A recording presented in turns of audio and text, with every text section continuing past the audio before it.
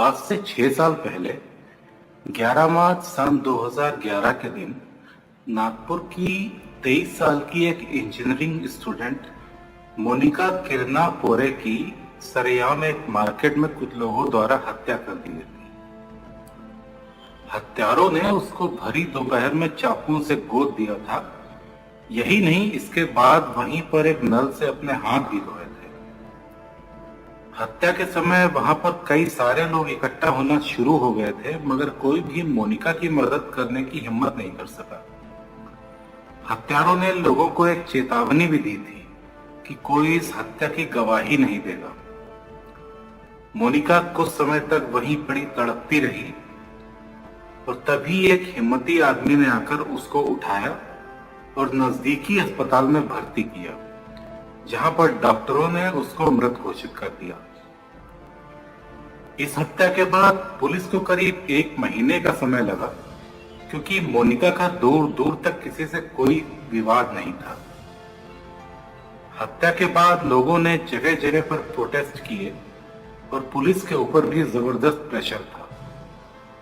कोई भी सुराग सामने न आता देख मोनिका के हॉस्टल में पुलिस ने अपनी कुछ लेडी कांस्टेबल को स्टूडेंट्स की तरह रहने के लिए भेजा था, जिसके बाद कुछ खुलासे होने शुरू हुए थे और तब पता चला था कि मोनिका की हत्या एक मिस्टेकन आइडेंटिटी का केस था। असल में हत्यारे उसकी दोस्त को मारने आए थे, मगर गलती से उन्होंने मोनिका को मार दिया।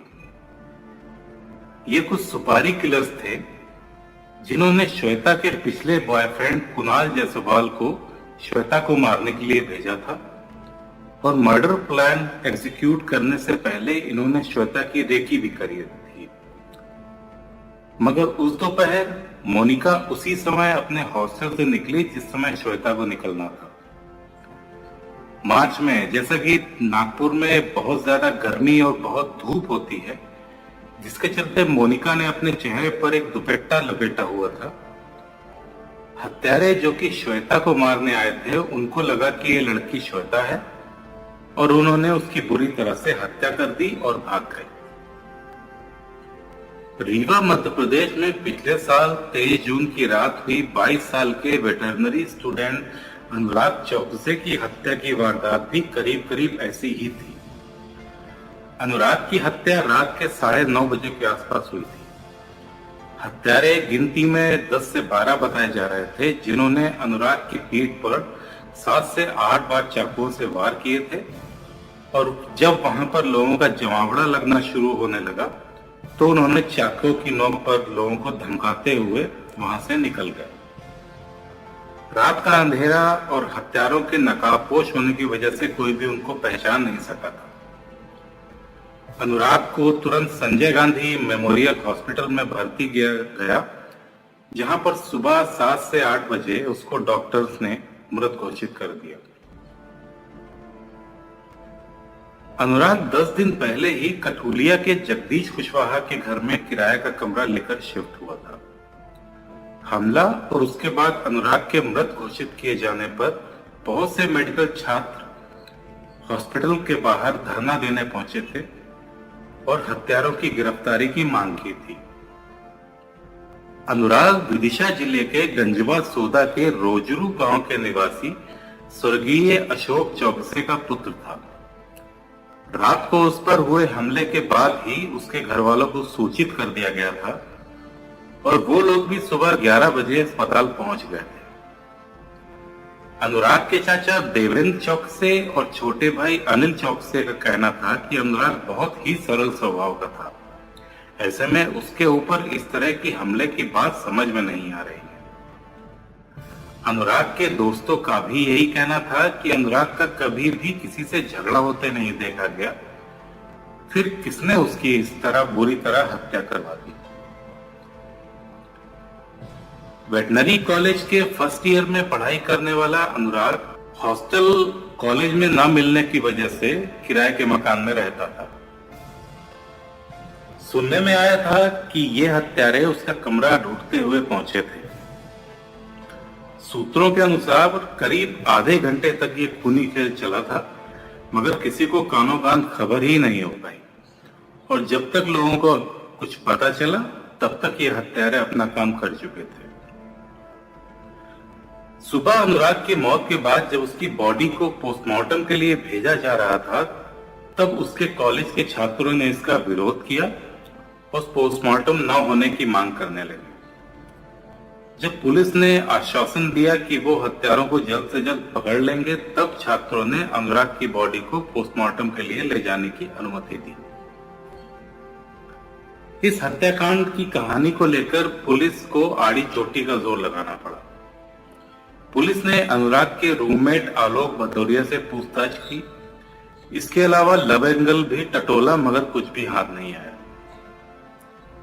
इस केस को सॉल्व करते करते पुलिस को करीब 2 महीने लगे और फिर जाकर 7 अगस्त को पुलिस ने इस पूरी केस का खुलासा किया और जो सच सामने आया वो बहुत ही ज्यादा चौंकाने वाला था। असल में अनुराग की हत्या भी एक मिसिंग आइडेंटिटी का केस था। हत्यारों का मकसद अनुराग को मारना था ही नहीं, बल्कि वो आलोक भदौरिया को मारने आए थे, मगर गलती से उन्होंने अनुराग को मार डाला। और इस पूरी वारदात का मास्टरमाइंड था आलोक के क्लासमेट अभिषेक सोनी का छोटा भाई अनुपम सोनी। दरअसल 2016 में ही फरवरी के समय आलोक और अनुपम के बीच सीट पर बैठने को लेकर झगड़ा हो गया था और गर्मा गर्मी में पूरी क्लास के सामने आलोक ने अभिषेक को थप्पड़ मार दिया था। हालांकि इस घटना के बाद प्रिंसिपल और पेरेंट्स ने मिलकर दोनों के बीच समझौता करवा दिया था, मगर अभिषेक का छोटा भाई अनुपम अपने बड़े भाई की ये बेइज्जती भूल नहीं पाया और बदला लेने के लिए उसने ये खौफनाक साजिश रच दी। अनुपम ने उसी महीने में आलोक को मारने की साजिश रच ली थी, मगर फरवरी में एग्जाम्स की वजह से वो लोगों को इकट्ठा नहीं कर पाया और 23 जून का दिन डिसाइड किया। 23 जून का दिन इसलिए भी डिसाइड किया क्योंकि 25 जून को कॉलेज की फेयरवेल पार्टी थी और वो चाहता था कि वो इससे पहले ही आलोक पर हमला बोले। उस रात जब ये लोग आलोक को मारने गए तब आलोक वहां पर नहीं था, क्योंकि वो अपने दादी का देहांत होने की वजह से अपने घर पहुंच गया था। मुख्य आरोपी अनुपम आलोक को ठीक से पहचानता तक नहीं था, लिहाजा जब ये लोग उसके रूम पर पहुंचे उस समय अनुराग आलोक की कुर्सी पर बैठा हुआ था और उसकी पीठ हमलावरों की तरफ थी। इन लोगों ने आओ देखा ना ताओ और अंधाधुंध हाथापाई की। उसके बाद उसकी पीठ पर चाकू घोंपना शुरू कर दिया। 7-8 बार चाकू मारने के बाद ये लोग भाग गए। ये किस्मत की ही बात है कि आलोक के धोखे में ये हमला अनुराग पे हुआ, क्योंकि आलोक अपनी दादी को अंतिम श्रद्धांजलि देने गया हुआ था। पुलिस के हाथ ये लोग इनके फोन रिकॉर्ड खंगालने के बाद लगे और इसके बाद उन्होंने अभिषेक सोनी को उसके घर भोपाल से गिरफ्तार किया। इसके अलावा एक आरोपी विजय पटेल और मार्तन सिंह को भी अरेस्ट किया गया, जिसके पास से पुलिस को एक कट्टा और एक कारतूस बरामद हुई। डेंटो हलाल, इंडिया का वाहिद SLS फ्री टूथपेस्ट। लौंग, नीम, इलायची, कलौंजी और कुदरती मिसवाक के अज्जा के साथ दांतों की तमाम बीमारियों के लिए फायदेमंद, हराम अशिया से पाक। डेंटो हलाल। यही नहीं और भी है बहुत कुछ। कलौंजी का सूप, सैफरॉन सूप और नबीर अहमद का पसंदीदा खाना तलवीना।